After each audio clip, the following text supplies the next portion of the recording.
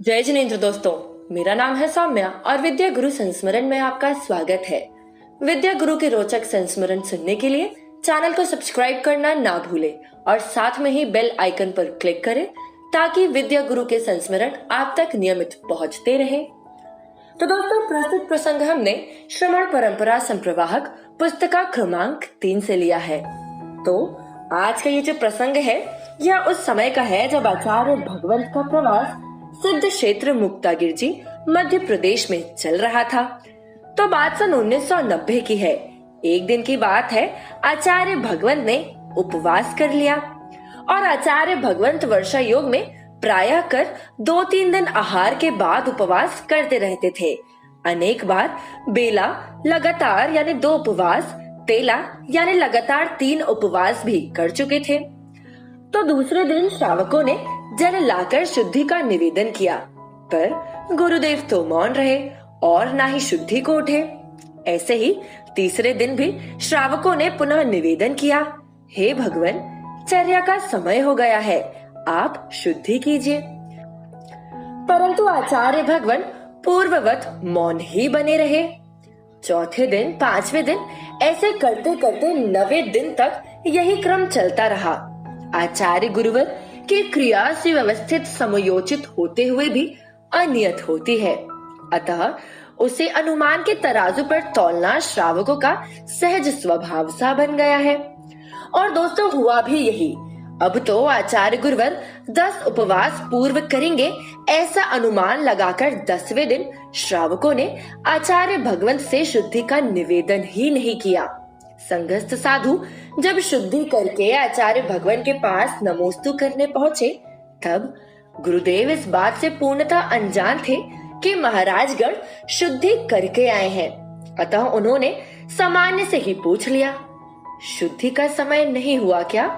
और यह सुनकर किन्हीं महाराज जी ने तुरंत अपना भरा हुआ कमंडलू आचार्य भगवान के हाथों में दे दिया और वह बड़ी सहजता से शुद्धि करके आहार चर्या को निकल गए। और दोस्तों, वर्तमान युग के शिखर पुरुष संत सरताज के नव उपवास की पारणा का महासौभाग्य कार्तिक कृष्ण अमावस्या दीपावली के शुभ दिवस पर वीर निर्वाण संवत 2417 विक्रम संवत 2047 गुरुवार 18 अक्टूबर 1990 को ददिया अजमेर राजस्थान निवासी श्रावक श्रेष्ठी श्री हरकचंद जी झांझरी एवं श्रीमती नूरत देवी जी को प्राप्त हुआ।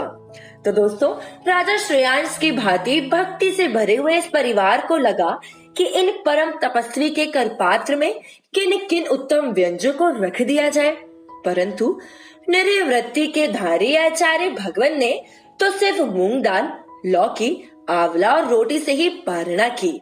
और दोस्तों, पारणा के बाद किसी ने आचार्य भगवान से जब कहा कि गुरुदेव, हम लोगों ने तो सोचा कि आप 10 उपवास पूर्ण करेंगे, तो यह सुनकर आचार्य भगवान सहज ही बोले, हमें गिनती नहीं करना है। जब तक मूल गुणों का पालन अच्छे से हुआ, शीतलता नहीं आ रही, तब तक तप साधना बढ़ाई, क्योंकि मूल गुण खेत है और तप उनकी बाड़ी, हमें रिकॉर्ड नहीं बनाना था।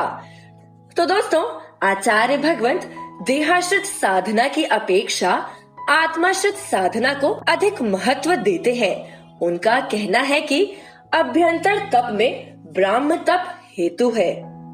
तो दोस्तों, उत्साह और जागृति के साथ अपने आवश्यकों को करना, प्रायः खड़े होकर प्रतिक्रमण एवं उत्कृष्ट समायक करते हुए संघ के प्रति अपने कर्तव्य का पालन करने जैसी सभी क्रियाएं इन दिनों में भी आचार्य भगवान की चर्या में सहज समाहित थी।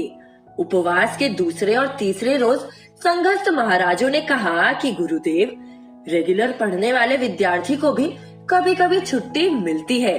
हम लोग भी आपके पास छुट्टी का आवेदन करने आए हैं। लेकिन आचार्य भगवंत ग्रंथराज तत्वार्थ वार्तिक एवं पंचास्तिकाय जैसे गहन विषयों की कक्षा लगाते रहे। जब छुट्टी का आवेदन स्वीकार होता नहीं दिखा, तब छठे दिन शिष्यगण स्वयं ही कक्षा में उपस्थित नहीं हुए। तो दोस्तों, निर्दोष चर्या के साथ उत्कृष्टता से अनशन तप करने वाले आचार्य गुरुदेव धन्य है।